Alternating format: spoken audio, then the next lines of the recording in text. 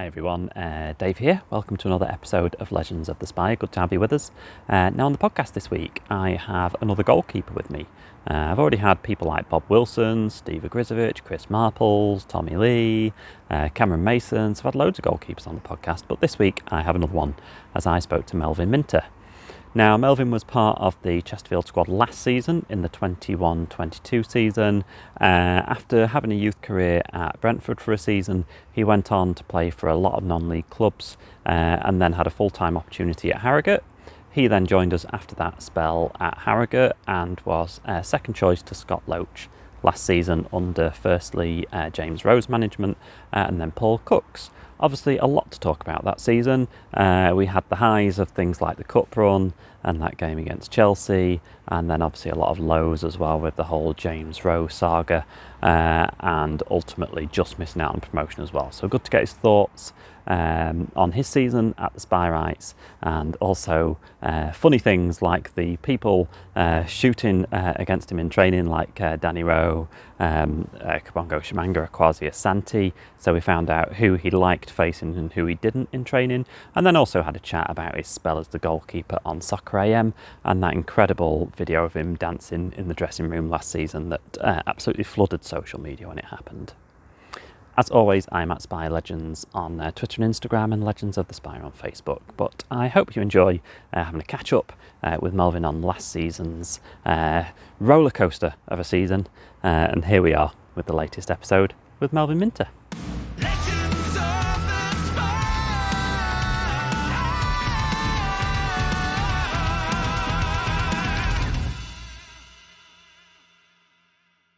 What's it like playing football in this weather? Yeah, the heat at the moment is crazy, and thankfully we've got like water breaks like within each half and stuff. But it's more of just managing your body, making sure you're hydrated, and just trying to stay as focused as you can. So it's difficult, but it's just something you have to deal with. I suppose as like the keeper, sometimes you get with stadiums, don't you? One side of the pitch is in shade, other side isn't. Very rarely you get the goals, do you, in shade? Yeah, I suppose Yeah, you yeah, keep out yeah, in it. yeah, yeah, yeah, yeah, yeah. So like like a few of our games, we're only 2 games into the season, but if there's no wind, which there hasn't been, it's been very humid. I've always tried to get the skipper to do the first half away from the sun. So yeah, because the sun's obviously a big factor at the moment. So yeah, that plays a part. Ah, crikey. So if we go right back to the start of your career, if that's all right. Yeah, that's Um, cool. you started was it Brentford you were at as a youngster? Yeah, yeah, yeah, yeah. I was in the youth system there. Were you always like a keeper then, as a kid? Yeah, yeah. Growing up, I was always a goalkeeper. It's funny because when I was in the school playground playing with my friends, like lunchtime, break time and stuff, I was actually playing outfield.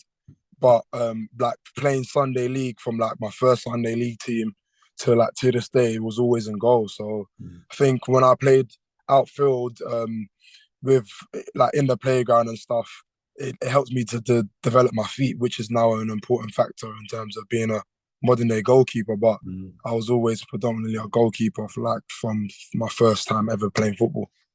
And was football always your sport, or were there any others?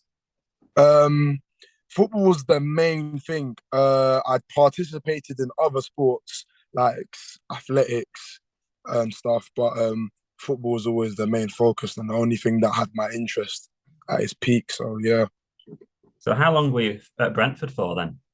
I was only there for a season. Oh, okay. So the the I was playing for a team called Hazen Yedden. I think they're step 3 or step 4 now, but I was playing for their youth team there, and Brentford were watching me throughout the season, and they invited me for a trial, and I was there for I think for about a month or two, and signed for Brentford after that season. So yeah, And that give you a good taste for it then? yeah, yeah, yeah, yeah, yeah. So it was I think the season I signed, Brentford were going for promotion in League One, so they got promoted at the end of that season in the end. But that gave me a good sort of eye opener in terms of what's required to try and a what's required to try and achieve on a professional contract. and like training regularly in a first team environment. So no, it was good. It was a good experience. Yeah. And I noticed kind of after Brentford, then you played for kind of a number of different clubs, didn't you? I was interested to kind of get your perspective if fans were looking at a good ground to visit or something like that. If you had any of your favourite grounds that you played at, because you were at clubs like Canvey Island, got North Greenford United, Hayes, Hendon. Any of those kind of Yeah, stick out for you?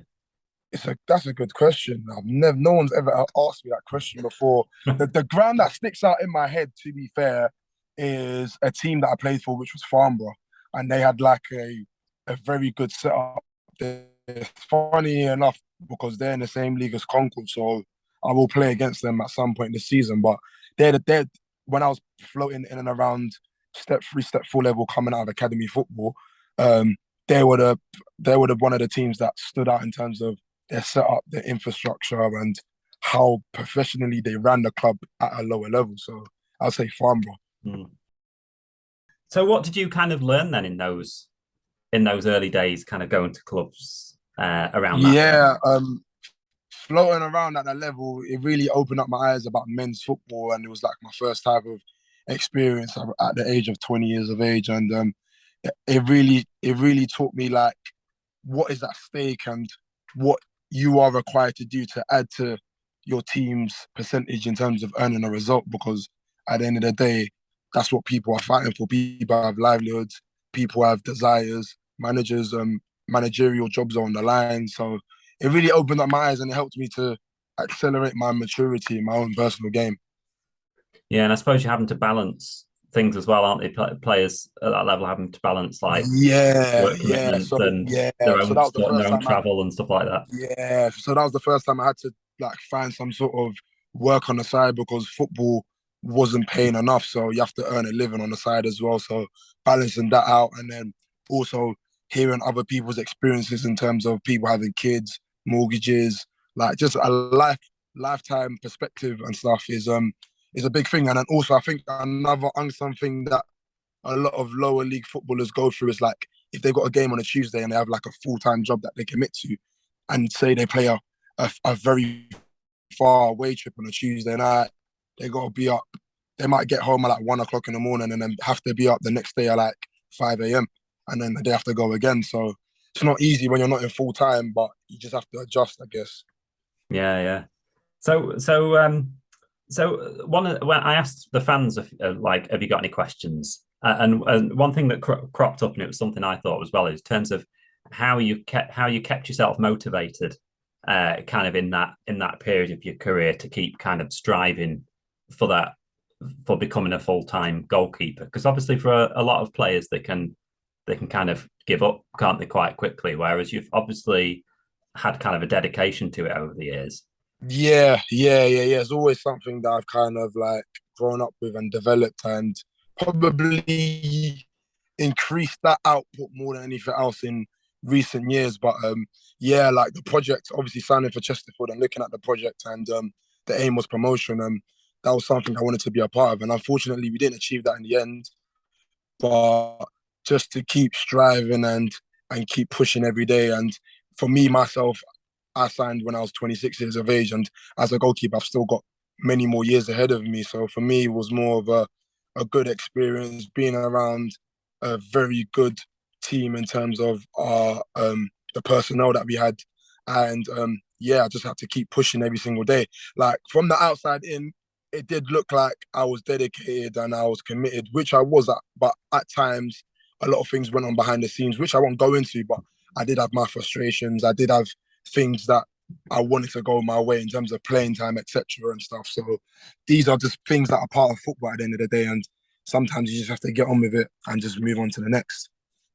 Yeah, and speaking to what, nearly 60 former Chesterfield players, I think now, you kind of realise that it's personal life, football life, everything else. It's never straightforward, is it? Always kind of Yeah, juggling yeah, various things, yeah, and it's things that we sometimes as fans don't really appreciate, that people might be going through yeah, certain things and still trying to be ambitious in a football career as well. yeah. So you had kind of your first taste then of like full time football after after going around a few clubs was Harrogate, wasn't it? Yeah, so yeah, I'd say I was a professional for 2 years, so a year at Harrogate, a year at Chesterfield, and yeah, I done very very well at my previous non-league club, Kings Langley, and I had a lot of things that I was doing in terms of social media as well that kind of helped my profile, and yeah, thankfully like Harrogate gave me an opportunity, and I signed there, and that was a good experience for me because I lived up north for the first time and stuff, and living on my own and stuff, far away from home. It was the second time I've lived away from home, but being up north was my first time being up north in terms of that experience. And yeah, it was it was a weird one because that was the period where it was lockdown and there was COVID and stuff. So that whole season there was no supporters at all. So yeah, it was a bit weird in that sense, but the experience itself is something that will stay with me for life, and just very grateful for more than anything else. So what's the do you find yourself when you go full time then do you does your game develop? You'd obviously expected a game to develop a lot quicker because you're working on it full time, but do you kind of noticeably see the difference in yourself from training and stuff? Yeah, yeah, because in terms of part time and full time, you're in an environment with coaches that can work with you one to one as long as you want. So there's more time to be dedicated towards your craft in that environment. Mm. And then with part time, you've got to juggle it around trying to earn a living as well on the side. So like I think in that aspect, you have less time for being dedicated to like your own personal craft. But at the same time, I think recovery as well has an impact when you're playing part time as well because you've got so much things to juggle. Where versus when you're full time, you probably have more time to recover and and stuff. So yeah, it's a tough balance, but like I said, like you have to adjust that in the day and just get on with it more than anything else. Mm. Do you find yourself saying to some of these players that have been full time for 10 years, like, you've got it, you got it easy compared to that I've been through? Yeah. But at the end of the day, ultimately, if you have ambitions and you have aspirations and you want to be in that environment on a consistent basis, you've got to salute the players that have been doing it year in year out because there's a reason why they stay at that level, they sustain it, and they keep their shirts. So you've got to applaud them, admire them. But at the same time, if you want to get in that environment, you have to earn it, and then you just go from there. And so So how did it all come about with Chesterfield then? How did that all happen? So when I left Harrogate, I went to a few clubs. I went to Aldershot, I went to Barnet, Bournemouth, and Chesterfield. They went on a pre-season tour, so I think they went to Loughborough Mhm. for a little pre-season tour, and they was there for a week. And they like I was in contact with Dave OHara, which is the goalkeeping coach still there now, and he got in contact with me, and I liaised with like my representative, which was my agent, liaised with the club, and I went there for a week and went to the training camp and just pretty much I knew Calvin Miller because Calvin Miller was at Harrogate before, and I Oh, knew okay. Manny because Manny used to be at Brentford. So I pretty much those two like helped me to gel within the group, and I think it kind of helped being on a little tour with them because I was able to get close and build like rapport and relationships with the boys straight away. Versus if I was going into training and then going home every single day, you ain't really got that time away from football to really know like what the boys are like and what their characters like and the banner and stuff. So I was in there for like the whole week and things went very well and played in a few games and yeah, like I signed for the club and it was yeah, it was something that like I said I was very very grateful for. And as fans, we hear quite a bit about Dave O'Hare. We kind of hear his name a lot, but we never really hear from him per se. What's he like as a coach?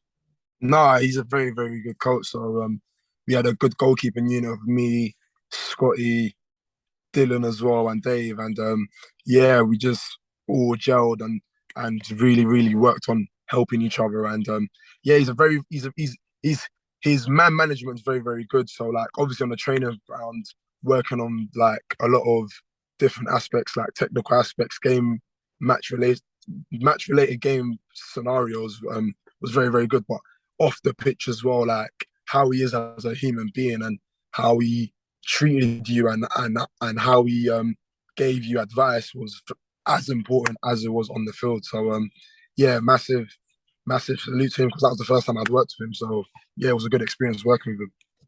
And what was that goalkeeping unit like? Because obviously you're all quite different, aren't you? You've got Scott Loach, Yeah, been there and done it, veteran keeper, got loads of experience. Dylan, who's obviously right at the other end now at Sheffield United, I think, done yeah, well for himself. What yeah. was it He like, that signed at kind of Sheffield trio? United, yeah.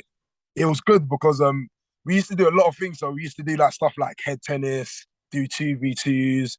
We used to have a lot of different. We had our own like WhatsApp group as well, just us as goalkeepers. So we used to have like different conversations about goalkeepers and stuff. So yeah, we were all different as a three, but we all used to like push each other, motivate each other, and really just help each other more than anything else. So like that was very refreshing. Like every single day going into training, none of us ever tossed off any sessions, whether it was with Dave or whether it was joining in with the rest of the squad and stuff. So like yeah, it was very good. And we had a positive outlook on the season, and unfortunately we didn't get the promotion that we wanted at the time. So that's it's just life. And like yeah, I've seen Scotty as well move on and Dylan move on. So yeah, it's good to see that Dave's still there and under new management he's still thriving. So yeah. Yeah. Obviously, we hear a lot about the famous like goalkeepers union, how you all kind of back each other up. But obviously, it's a difficult position because unlike strikers, you can stick two on a pitch, you can stick three on a pitch. You know, you can only have one keeper, and then with the five kind of subs on the bench rule as well, it means that sometimes they're just going with one keeper in a squad. Is it? Uh, when you're in a squad and Scott Loach is there and is kind of holding on to that number one shirt for you and Dylan, is that quite obviously he's supportive and you want team to do well and him to do well, but you kind of wanting your chance as well? Is it a bit of a funny Yeah, situation? yeah. On a personal note, it is tough mentally, and you have to keep going, like, and keep going and keep going and keep staying ready for like when your opportunity comes more than anything else. And as a goalkeeper, it is what it is. At the end of the day, I've been in positions where I've been the number one and played throughout the whole season. I've had somebody on my neck, and they haven't got a sniff. So yeah, being at Chesterfield, that was a new experience for me. Like being one to obviously push Scotty and stuff. And I did think that when I got my opportunity, I did what I needed to do. And and more than anything else, it just didn't work out at the end of the day. And I'm not one to just go through the motions and sit around and not wanting to play. I'd rather try and push on and increase my development. So for me, like it was a good eye opener, it was a good experience, and it's something that happens in life. Like so, it's just one of them things. And like, on a personal note, I wanted to play much more, but it just didn't happen. And if you're not playing, then you've got to support the one that's doing the job. And Scotty, like fair play to Scotty, said I think Scotty said to me that that was the best season he's had on a personal note in terms of keeping clean sheets in his career. So Scotty's obviously played at a very high level and done a lot of amazing things in his career. So yeah, it was good to obviously work with him and Dylan and Dave. And yeah, like all the best to them in their footballing journeys as well. Yeah. I can tell you've obviously got a great attitude towards it all that kind of very much shines through. And yeah, I suppose last season, goalkeeper was about the only part of the squad we didn't have an injury crisis. So Yeah, you yeah. could have ended up front at some point with the amount of injuries that we had. It was incredible, wasn't it? Yeah. I remember. Yeah, because the five subs rule as well is difficult. It's more difficult, I think, for the bigger teams within the national league because the bigger teams have bigger squads, and naturally, most of the bigger teams will have two goalkeepers fighting for one spot. So, yeah, the club's decision was to always have five outfield players on the bench.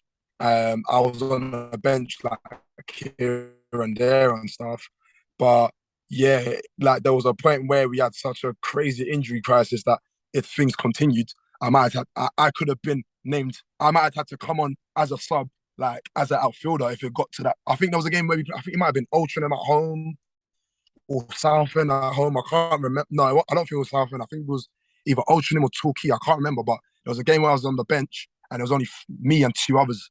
I think it must have been me, Stefan Payne, and Nathan Tyson. And I think both of them did come on or they didn't come on. But if, say, for example, like 3 injuries happened, I might have had to come on off the bench as an outfielder. So, yeah, we had a crazy like injury crisis last season, and yeah, like that's just part of football, I guess. Yeah. Dolby. Murphy! And it's inches wide. It was a fine save from Minter. And the game still wide open. But Chesterfield looking to finish things off. Here is Shamanga. The top scorer's on his way through, and he may have finished it. Kabango Shamanga makes it 3-1. And you did have some chances, didn't you? You kind of used as the cup keeper, weren't you? So Yeah. played against Curzon Ashton and Southend, I think it was as well. Yeah. And like you say, you kind of did all right, didn't you, in those games? Yeah. I think the Southend game, I was a bit more rusty slash, I wouldn't say nervous, but rusty slash my decision making wasn't at its greatest. But I think when you don't play for a long time and then you're being thrusted into play, them type of things will take you like 3 or 4 games on the bounce to polish and smoothen up. So and then I don't make excuses, and it is what it is. I just thought I did okay in both games more than anything. I think the Curzon game I didn't have nothing to do, but the Southend game where I had more stuff to do, I think had I been playing much more regularly, then maybe my decision making might have been better. But that was a good experience for me to learn from, and it helps me like future reference moving forward. Mm. And then obviously in the cup also, you then were one of the subs in the Chelsea match, which must have just been great to be part of that whole experience. Such a fun day. That was an unbelievable experience because growing up, I've always been a Chelsea supporter. So funny enough, I was watching the Chelsea v Spurs game earlier, and now I'm at a family function. But yeah, growing up, I've always been a Chelsea supporter. So like when the draw was made and stuff, it was just unbelievable. I couldn't believe it, and being there, like obviously, me being as a supporter, I've still got a job to do. I was still a Chesterfield player at the time, so like you have to be focused on everything. But from the outside in, like family, friends, close ones, loved ones, and people that I knew, like they were buzzing for me to be in that type of environment. So yeah, that was a one in a lifetime opportunity. Like fair play to Scotty. That was obviously Scotty's time to obviously play in the game. It would have been amazing if I played in the game, but like I said, like it's just one of them things, isn't it? Like maybe in the future I may get opportunity, and that's me playing in the game rather than watching from the sideline. But the whole experience itself, like even Chelsea giving us the respect, putting out a very strong team of world-class players, like it was amazing, man. And like I remember I was in with like a whole bunch of fans walking from the tube station to the ground, and you could just hear everyone, the phones were pinging because the team had just been announced, and everyone was like, what? What's this playing? Was it a bit like that in the changing room as well? Yeah, because when we it's funny because we done the analysis the day before, and the team that we expected wasn't the team that lined up. The team that we expected was more, because I think they were playing Spurs in a Carabao Cup like a couple days after. Yeah. So the team that we expected them to rest like all their big hitters and their main men. And the team that we expected was a lot of 23s slash fringe players that weren't playing regularly. So when we got to the game and we saw Lukaku, Werner, Ziyech, like just the world class stars, that was like a wow factor. And we looked at each other and we all said as a group, like realistically, we're not going to win the game, but we're going to give our all. And if we give our all, we will try and avoid like a hammering more than anything else, just so that we get some type of respect. And so I would like to say a big thank you for the supporters for singing us throughout the whole game from start to finish, even when we was 3 or 4-0 down at half time. Like it was amazing, and that obviously helped the boys. And the biggest share of the day was when Akwasi scored. So yeah, that was an amazing experience, and I think the club deserved that, especially after what the club's been through for the last 3-4 years coming out of the Football League. So yeah. I think I probably said on podcast before, but I think it was like the accumulation of years of kind of underachievement in that one Yeah, goal. And I don't think fans yeah, from around the country really understood why 6,000 Chesterfield fans were going so crazy yeah, when we just yeah, scored at 5-0 down. But it yeah, was completely magical when we scored. It's so good. yeah. One thing I will say though, so I played the Curzon game and the Southend game, and then I expected to play the Salford game, and and James Rowe pulled me in the day before, 2 days before, and said to me that the club thought they had a good chance of winning the game, so they weren't gonna. He weren't gonna give the players that played the Southend game. He weren't gonna play. I don't think he was gonna play any of them. He was gonna go with his strongest team. I can't remember who he played before that South Salford game, but he went with what he thought was his preferred team. So that was a bit disappointing on a personal note because I think if I played that Salford game, I might have played the Chelsea game. But like I said, like fair play to Scotty, it was Scotty's time and he took his opportunity. He played well in the Salford game, and obviously we all contributed towards getting towards that Chelsea tie. So it's just one of them things. But being in a experience like that I've never been in before, it really helped me to mature and be open minded. And obviously I had my disappointments, but I had to move on from it very, very quickly. Yeah. And obviously, when I went out and said, "Have you got any questions?" Obviously, one question that everyone always asks is, "What was James Rowe like?" Because obviously, he kind of left. We don't need to discuss why he left, but it obviously was all a bit confusing. We're riding high, and then things happen, and suddenly he's gone. That must all be a bit confusing for all you guys when all that happened as well. Yeah. For the fans. So yeah, there's a lot of things that went on behind the scenes that I will keep private and I won't go into. But in terms of James Rowe, he did sign me, and in terms of him as a tactician and as a manager, he's probably one of the best that I've worked with in terms of him executing a game plan, the details in training, him knowing what the opposition were going to bring, like video analysis, him as an actual manager and a tactician and knowing the trajectory of where a game will go is one of the best that I've worked with on a personal note. But in terms of his man management, it was something new that I had worked with, and he had his own style and stuff. Like there was a lot of things that I won't go into, and he was in terms of his character, he was more like Marmite. He was either you liked him or you didn't like him. For me, like how he treated me was more like in the middle. He was just cool with me. But I seen how he was like with other people and other players. So that's something I won't comment on. Yeah. But with me, I can only talk from my experience with him. He was cool and fine with me. So yeah, like it was a bit crazy, like how everything developed and everything went on behind the scenes. But that's for like I said, like that's for like the club and for him to obviously deal with. And that's not my space or my business to really comment on. So yeah.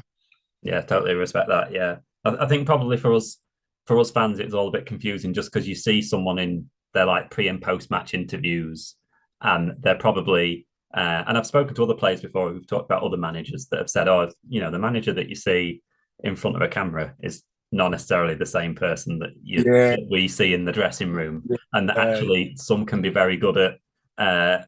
Some can be very good at market. the media side to get the fans Yeah, on side. Some can be really bad at the media side and get the fans on the back. It's an interesting one. yeah, so yeah, so like it was crazy as well because I think I think the more surprising thing more than anything else was the timing. We was doing very, very well. I think we was top or second when he left. We was obviously playing Chelsea. Like the club was on an upward trajectory. We all had the target of getting automatic promotion. So I think the timing more than anything else caught everybody by surprise, including us as players and everyone at the club. So it was unfortunate, but it's just one of them life things. Like you just have to get on with it. And usually, when managers leave a club, they usually leave a club when things are deteriorating or things are going very, very wrong. So obviously Paul Cook coming back, he's obviously been at the club and had success at the club as well. So yeah, like he just came to get us over the line more than anything else. And obviously the injury crisis didn't help, but yeah, like he was a completely different manager compared to James Rowe. Yeah. So, what kind of manager is Paul Cook like? Because I've met him before and I've had him on the podcast, obviously, and he's like such an infectious character. It seems. Yeah. So yeah, to be fair, as a manager, Paul Cook um had his own like playing style, which was different to what James Rowe had, and he had his own type of identity that he wanted to implement into the squad. I think at the time, in terms of the squad and the personnel that we had, we didn't have the identity that he wanted at the time in terms of like playing style and the positions and the personnel in certain positions and stuff. So yeah, like it was a bit tough, like in terms of the transition and him wanting to change things. But I think the players gave it his all. And in terms of we had a few things that went on behind the scenes that we didn't see eye to eye on and agree on and stuff, which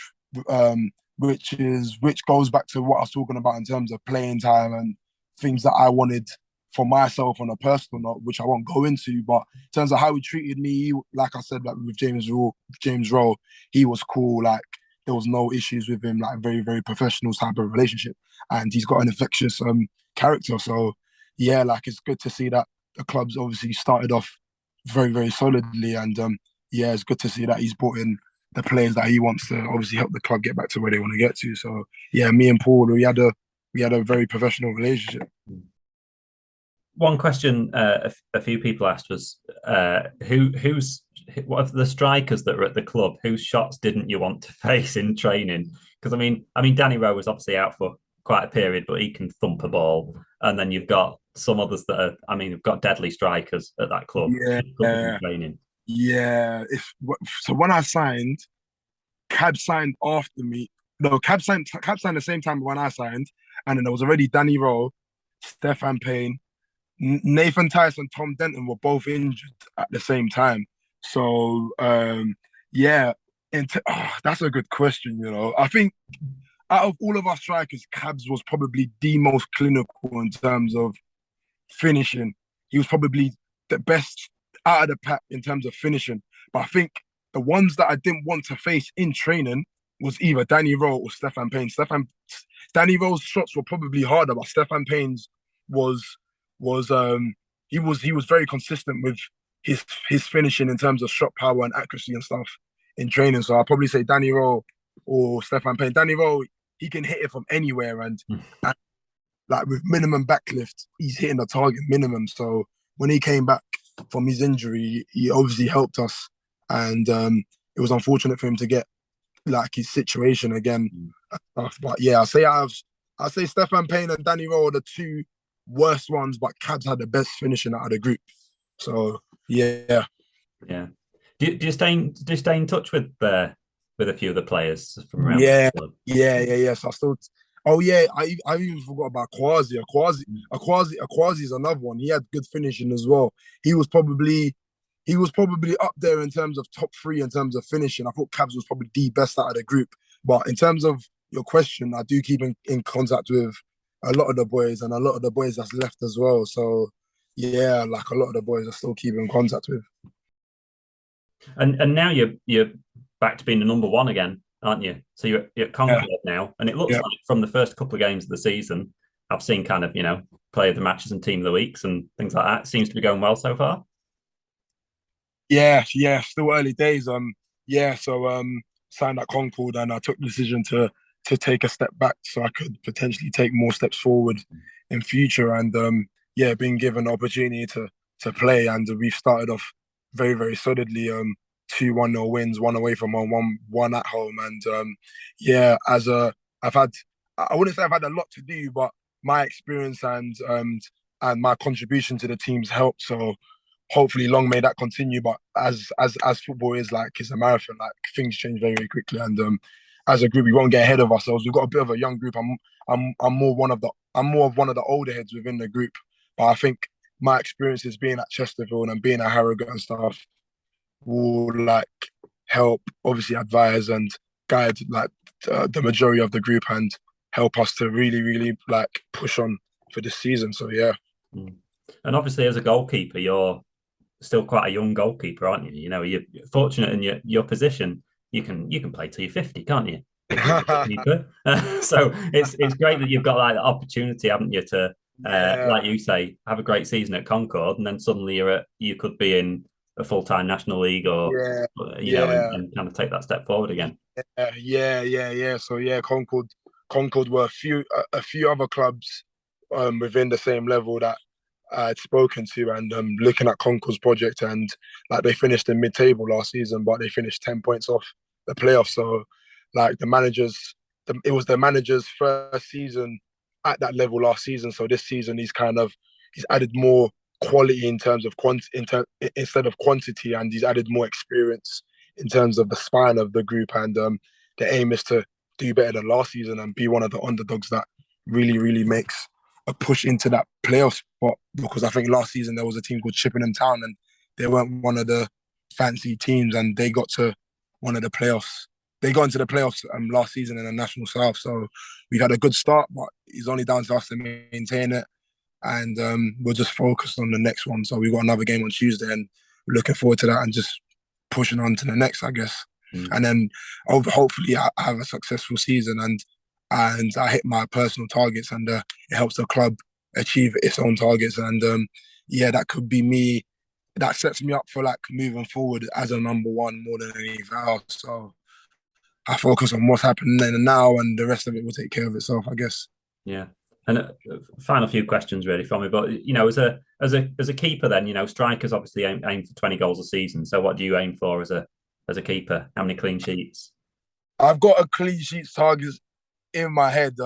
I will keep that personal to myself, and if I do achieve it at the end of the season, then I will announce it publicly. But 2-2 is not a bad start, so I'm on the way to hitting my seasonal target, I guess. So I think if I do hit my target and I exceed that, then I'll look for what's the next target after that. So I've got a personal target I've kept to myself, and I want to keep that private. So hopefully I can contribute towards the team and helping the team like just push on, really. Quite a few people mentioned it, but the whole Soccer AM time, obviously it was, that must have been good fun. Were you kind of juggling that with also playing football and yeah, it must have been strange. Yeah, that was an incredible experience because it helped me have a digital presence more than anything else, like in terms of social media, and really pushing me out there. And having to juggle that and still go and play on a Saturday for my one of my previous teams, Kings Langley, before I went to Harrogate was crazy. But life's about adjusting, and if you focus on what's important, what's going to help you like progress, then you can always find a way and like work around things. And thankfully Sky gave me the opportunity. They wanted to give me the opportunity on a full-time basis, but I still had ambitions to obviously progress within my footballing career. So for me, I'm just thankful that they gave me the opportunity to juggle it with what I was doing, and went on and enjoyed my time, met a lot of high-profile individuals that I still keep in contact to this day. And just pretty much went there with the intention of using that platform to help me, and it really did. So I'm just more grateful and appreciative of that opportunity. In the sticks, rising ball is Mel. Okay, Daniele De Rossi retired this week. Which club did he finish his career at? Guess. Boca Juniors. It's a hell of a guess. The right answer. It's the right answer. You're up again, Jay. Volley. What a save! This is awesome. Luka Modric scored his 100th career goal this week, but who against? Valencia. Valencia. See, we Correct answer. You're up again, Jay. What you got?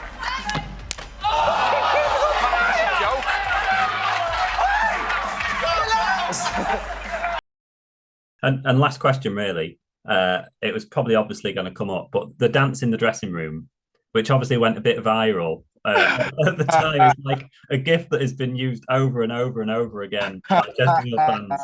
What's the story behind that dance? That day was so embarrassing because so when James Rowson was manager, we used to do Donkey of the Week, which was worst trainer, and Player of the Week. So I think that must have been a time when we played Curzon Ashton, and I played well. So usually when we do Trainer of the Week, the boys don't really judge it off who's trained well, unless we don't have a game in midweek. They usually judge off who's played well in the last game. So I played well in that Curzon game, and then leading up to, I can't remember who played after Curzon, but in that training week, I was training well as well. Me and it was Crowley. It was Crowley, Luke Crow. So we both were trainers of the week, and Usually when we pick trainer of the week and donkey of the week, we sit in the dressing room, and we all decide like one by one, like who do we pick. And me and Crowley came to a tie. So Gaffer like randomly turned around and said that you've got to do a dance off. And I thought he was bantering. And he's like, no, you've got to do a dance off. And it took him about 5 minutes to convince me and Crowley to do it, because we weren't keen on doing it. We wanted to do something else, like let us do a race or spin of a coin. And Gaffer said we had to do a dance off. So I was so embarrassed, and I had to just put my all into it and do the dance off. And it's funny because I actually won the dance off between me and Crowley, and it's just one of them things that is just a funny moment more than anything else. I was very embarrassed and he said no phones were allowed. And when the music started, everyone's got their phones out. So like literally, like he's put me in the deep end, and there was no going back after that. Was it Curtis Weston that was the culprit that put it on Instagram or wherever it was? Yeah, Curtis Weston, Danny Rowe, all of the boys pretty much like had their phones out. So yeah, it's just one of them things, I guess, a bit of entertainment for the supporters. Well, we loved it, and no doubt if we win the title this season, no doubt that will come out again probably, even though you'll probably be winning a title at Concord instead. It'll still come out with us. Well, thanks very much for giving me a chunk of your time. It was great to have you at the club. It would have been great to see you in a few more games, but obviously Scott Loach wasn't budging, was he, from that position? But I hope everything goes well at Concord, and if we've got any spy rights down in that area of the country, I'm sure they'll come and give you a visit and give you a cheer. Appreciate you giving me the time to come on your platform, and really thankful for your support as well over last season when I was at the club.